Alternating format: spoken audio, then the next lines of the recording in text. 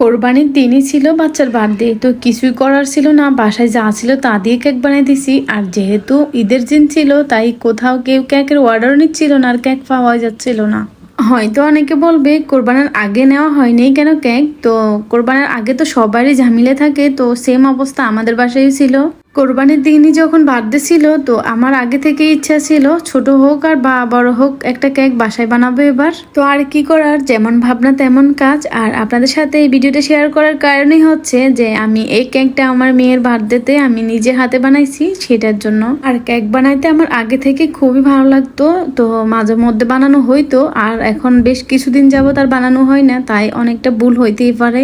যখন regular cake বানাইতাম তখন মোটামুটি সবকিছু বাসায় থাকতো, আর এখন কেক মোটামুটি বানানো হয় না বললে চলে, তাই আর তেমন কিছু বাসায়ও ছিল না। আর একটা দিক চিন্তা করলে নিজের হাতে কেক বানিয়ে খাওয়াটাই সবচেয়ে বেশি ভালো, কারণ বেকারির কেকগুলোর অবস্থা তো সবাই জানি খুবই খারাপ অবস্থা থাকে। আমার কেকটা যদিও সুন্দর না হয় তবে খেতে কিন্তু আলহামদুলিল্লাহ অনেক মজা হয়েছিল। আর সবচেয়ে বড় কথা হচ্ছে যার বার্থডে সে কিন্তু খুবই খুশি হয়েছিল, সেটাই আমার কাছে সবচেয়ে বেশি আনন্দ লাগছে।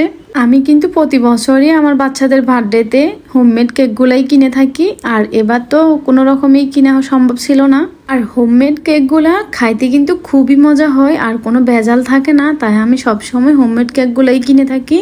আসলে অনেক দিন বানানো হয়নি তো তাই একটু এদিক সেদিক হয়েছে কেকের ডিজাইনটা। আর মাঝে মধ্যে যখন আগে বানাইতাম বেশি বেশি কিন্তু খুবই সুন্দর হইতো।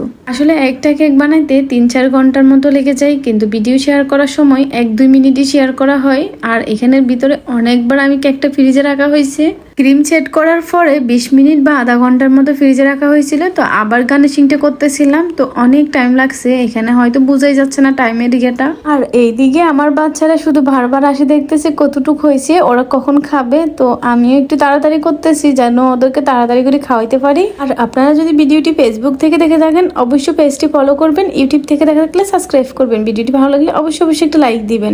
আর এইদিকে আমার কেকের ফাইনাল লুকটা দেখেন কেমন হয়েছে অবশ্যই কমেন্ট করে জানাবেন। আর যেমনই হোক খাইতে কিন্তু আলহামদুলিল্লাহ খুবই মজা হয়েছিল, আর দেখে বোঝা যাচ্ছে কতটা ইয়ামি ইয়ামি ছিল। তো আজকে এই পর্যন্ত, সবাই ভালো থাকবেন, সবার জন্য দোয়া রইল। আল্লাহ হাফেজ। আর ভিডিওটি ভালো লাগলে অবশ্যই একটা লাইক দিবেন আর আমার বাচ্চাদের জন্য দোয়া করবেন।